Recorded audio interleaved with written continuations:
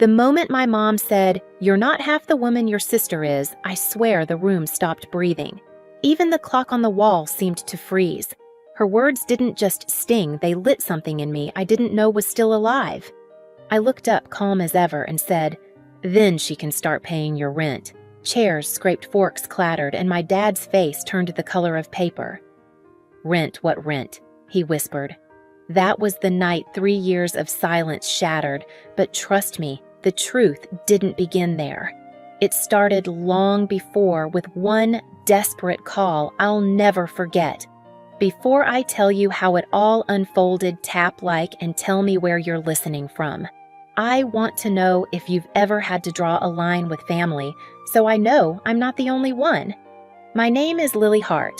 I'm 28, and from the outside, my life looks stable, steady income, clean apartment, predictable routines.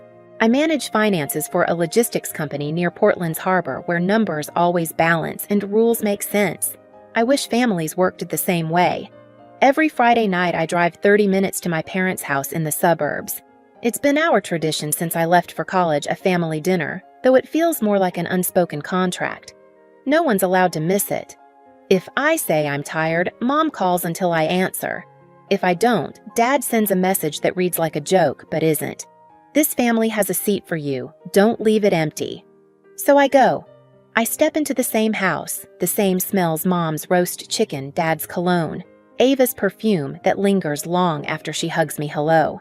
And there's the same lineup of framed photos along the staircase: Ava's law school graduation, Ava receiving an award, Ava smiling beside my parents. My degree hangs somewhere in the hallway near the laundry room. At the table, conversation always starts and ends with her. Ava just won a new case. Ava bought new furniture. Ava might make partner next year. My dad's eyes light up when she speaks like she's telling stories from another world. My mom laughs too loud at every word, touching Ava's hand, as if she's holding a trophy. When the attention shifts to me, it's usually to compare. "You've always been the quiet one, Lily." Or, "You were never as ambitious as your sister, but that's okay." I nod, sip my wine, and pretend the comments slide off. But they don't. They never do. Because every time my mom boasts about Ava's success, I remember the nights I stayed up crunching numbers, transferring money from my own account to keep this house, their house, from falling apart. They never saw it. They never asked. They just believed I was fine because I never complained. They call me the calm one, the responsible one, the one who doesn't need attention. But even the quiet ones reach a breaking point, and mine was coming fast. It started 3 winters ago, on a night so cold the wind cut straight through my coat. I just finished a 12-hour shift at the office when my phone lit up with Mom's name. She never called that late, so I answered immediately. Her voice was trembling. "Lily, your dad lost a major contract this month. If we miss the payment, the bank will send a notice. We might lose the house. Can you help us just this once?" I didn't even think. My savings were meant for a down payment on my own apartment, but family came first. The next morning, I transferred the money. Mom called again, crying with relief, promising they'd pay me back once things stabilized. I believed her, but once became twice, then 3 times. Every month came the same text: "Just this month, sweetheart. Next month will be better." And each time I said yes. I stopped counting after a year. Somewhere along the way, I set up an automatic transfer so I wouldn't have to think about it. It felt easier to bleed quietly than to say no. The truth is, I didn't just send money, I sent pieces of my future. When friends asked me to join trips, I said I was busy. When my landlord raised the rent, I didn't move. I told myself it was temporary. Families help each other right. But somewhere between those payments and my parents' proud stories about Ava's success, I realized I wasn't helping. I was disappearing. I still remember the night I saw the total $72,000. My cursor hovered over the screen, blinking. That was my down payment, my dream home, my independence gone. What made it worse wasn't the money. It was the silence. No one had ever thanked me. Not once. During every dinner, my father toasted to Ava's achievements, my mother bragged about her clients, and I sat there knowing I'd quietly kept the roof above their heads. The next month, when Mom texted again, "Can you help just this once?" I didn't reply. I opened my banking app, found the automatic transfer, and hit cancel. The confirmation popped up, small and simple. Are you sure? I clicked yes. And just like that, the weight I'd carried for 3 years shifted. I didn't know it then, but that single click was the start of my revenge. Not the loud kind, but the kind built on truth and proof. That night, after I canceled the transfer, I sat at my kitchen table for a long time, staring at the glow of my laptop screen. My hands wouldn't stop trembling. For 3 years, I had tied my worth to those payments. Every dollar felt like proof that I was a good daughter, a reliable one. Without them, who was I? But the longer I stared, the lighter I felt. For once, I wasn't the invisible safety net holding everyone else up. I was just me, broke, tired, but finally free. The next morning, I woke before sunrise and went for a run along the Willamette River. The air was sharp mist curling above the water. My lungs burned, but it wasn't pain, it was something cleaner, clearer. Each step felt like peeling away the weight I'd carried since that first desperate phone call. From that day on, I started rebuilding, not for them, but for myself. On Thursdays, I joined a small cooking class at a community center downtown. It wasn't fancy, but it gave me something I hadn't felt in years, peace. No one there knew about Ava, or my parents, or the 3 years I'd spent saving a house that wasn't mine. They only knew me as Lily, the woman who loved making soups and always burned her first batch of bread. At work, I threw myself into projects. Numbers were still my language, but now they had purpose. My boss noticed. One evening after I stayed late running reports, he stopped by my desk. "I like your precision," he said. "You see things other people overlook." That compliment stayed with me longer than any praise my parents ever gave. Maybe because it was honest. Maybe because it was earned. 2 months later, a fintech startup in Seattle reached out. They wanted someone to lead their new financial analysis team. The offer was bigger than anything I'd ever imagined, 40% more pay plus company shares. I didn't hesitate. I signed the contract and packed up my Portland apartment. Moving to Seattle felt like shedding the last skin of who I used to be. The city air was cold, the skyline unfamiliar, but I loved every second of it. My new place was small, modern, and mine. No one's shadow reached me here. Still, some nights I'd sit on the floor, surrounded by old folders, proof of every transfer, every receipt, every message that began with just this once. I couldn't throw them away. Not yet. Because deep down, I knew this wasn't the end. My parents' silence would never last forever. And when the truth finally came knocking, I intended to answer with facts, not tears. 6 months after I moved to Seattle, I thought I'd finally closed that chapter. New city, new job, new peace. Until one morning, my phone buzzed with a message from Mrs. Whitaker, my parents' elderly neighbor back in Portland. "Hi, dear. I just thought you should see this." A photo followed a wide white banner stretched across my parents' porch. Big red letters read, "Congratulations, Ava Hart, for preserving the family home."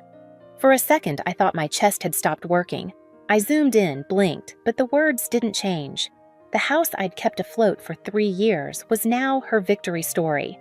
My vision blurred, the screen trembling in my hand. They hadn't just ignored what I'd done, they'd erased me completely. I sat there for a long time, the sounds of the city muffled behind me. Then something in me shifted. It wasn't anger this time. It was clarity. I opened the drawer under my desk and pulled out the folder I'd kept all this time. Inside were the payment logs, bank statements, screenshots of messages, every number and word that proved the truth. I'd built my life on proof. Now it was time to use it. That night, I compiled everything into a single presentation file labeled Simply Truth. I wasn't sure why I did it, habit maybe, or instinct, but deep down, I knew a day would come when I'd need it. The day arrived sooner than I thought. One evening, my cousin Nina called. "Hey, Lily. Just so you know, your parents are hosting a big family appreciation dinner this weekend. They're planning to honor Ava for saving the house. I thought you should hear it from me." I didn't respond at first. "They asked me to make the slideshow," Nina added quietly. "Do you want to see it?" Within minutes, the file landed in my inbox. I opened it. Pictures of Ava smiling on the porch, captions like, "Thank you for keeping our family's fire alive." I scrolled to the final slide, bold text glowing against a gold background. "In gratitude to Ava Hart, the daughter who saved our home." I leaned back in my chair, letting the disgust settle. Then I opened my own file, the one labeled Truth. For hours, I worked in silence, replacing the ending slides with proof transfer timelines, a chart of monthly payments, screenshots of my mother's messages that began with "just this once." I added a final photo of the house, simple, quiet, with one caption beneath it. This was my contribution. Don't forget it. When I was done, I saved the file 3 times on my laptop, a USB drive, and the cloud. This time, there would be no misunderstanding, no rewriting of history. The dinner was set for Saturday night in downtown Seattle. I didn't RSVP, I just showed up. The restaurant was warm, bright, full of laughter. My father stood near the center, holding a microphone, smiling with that pride I used to crave. My mother sat beside him, pearls gleaming while Ava glowed in emerald green. She looked exactly how I remembered her, perfect, untouchable. I stood in the doorway, unseen, until I heard my father's voice. "We are so blessed to have a daughter like Ava. She preserved our home, our legacy." Applause filled the room. My fingers tightened around the small USB in my pocket. When the slideshow began, I waited by the back wall. Pictures of the house of family holidays of Ava cutting the ribbon on her law firm, all projected across a huge white screen. Laughter, clinking glasses. My parents smiling like nothing in the world could touch them. Then the final slide came up, except it wasn't Nina's version anymore. The room went silent. Bold black letters filled the screen. Financial contributions, 2020 to 2023. A collective murmur rippled through the guests. I stepped forward, my heels clicking against the hardwood floor. My father froze mid-smile. My mother's hands clenched around her glass. The slideshow rolled on 36 payments, 1 per month. Total $72,000. "Messages, sweetheart, just this month. We'll handle next time." The crowd whispered louder now, heads turning toward my parents. I stopped near the projector, face calm, heart steady. "If the truth embarrasses you," I said softly, "that's not my fault." For a few seconds, no one moved. Then, from somewhere in the back, someone started clapping. A single sound that grew, spreading through the tables. Some faces were stunned, others approving. My father's complexion drained to gray. My mother opened her mouth, but no words came out. Ava's eyes glistened, her lip trembling. 3 years, I continued. $72,000. Every month, while you praised my sister for her success, I was paying for this family's home. You didn't just forget, you pretended it never happened." My father stammered. "We never asked. You didn't have to," I cut in. "You just let me." The room was dead quiet again. My voice didn't rise, but it carried. "You built your pride on silence. Mine. Not anymore." I unplugged the USB and tucked it into my bag. The crowd's eyes followed me as I turned toward the exit. My mother whispered my name, a soft, pleading sound, but I didn't stop. Outside, the night air hit me like a wave, cold, clean, honest. For the first time, I felt the ground solid beneath my feet. Behind me, muffled voices filled the restaurant, the world of half-truths collapsing under its own weight. I walked to my car, my reflection flashing briefly in the glass door as it closed. The woman staring back at me didn't look invisible anymore. She looked free, and maybe that was all the justice I ever needed. 2 days after the dinner, I woke to a soft knock at my apartment door. When I checked the peephole, I froze. My parents stood there, my mother's eyes swollen, my father's shoulders slumped like a man who'd aged overnight. I opened the door but didn't invite them in right away. The silence between us was thick, heavier than any argument we'd ever had. Finally, my mother spoke, her voice trembling. "Lily, we're sorry. We were wrong. We shouldn't have stayed quiet. We shouldn't have let Ava take the credit." She paused, swallowing hard. "We want to put your name on the house deed. You deserve it." For a moment, I just looked at them, 2 people I had spent years trying to please. Once, those words would have broken me wide open.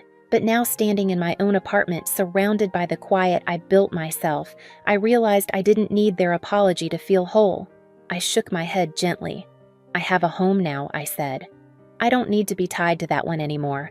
My father looked down, his throat tightening. My mother's lip trembled. There was so much they wanted to say, but nothing that could undo what had already been done. I never needed a deed, I continued softly. I just needed respect. For the first time, they both nodded, not out of defense or denial, but in understanding, and that, strangely, was enough. When they left, I stood by the window watching the city lights flicker across the water. The world outside felt calm, balanced like a set of numbers that finally added up. For the first time in years, I wasn't the quiet daughter or the forgotten one. I was simply Lily seen steady and free. That night, I sat on my balcony overlooking the Seattle skyline, a glass of wine in my hand. The city hummed softly below, alive and unbothered. I thought about everything that had happened, the dinners, the silence, the comparisons, the years I spent trying to earn love that was supposed to be given freely. I realized something simple yet freeing: my worth was never up for debate. It was never measured by my parents' praise or Ava's achievements. It was written in every moment I kept going, when no one noticed, in every quiet act of strength that no one clapped for. I glanced at the folder still resting on my desk, the proof that once defined me, and smiled. I didn't need it anymore. The truth had already done its job. So, if you've ever been made to feel invisible, remember, this silence doesn't mean weakness, and walking away isn't losing. Sometimes it's the only way to win. If this story hit home, tell me where you're listening from and hit subscribe for more stories like this. You're not alone.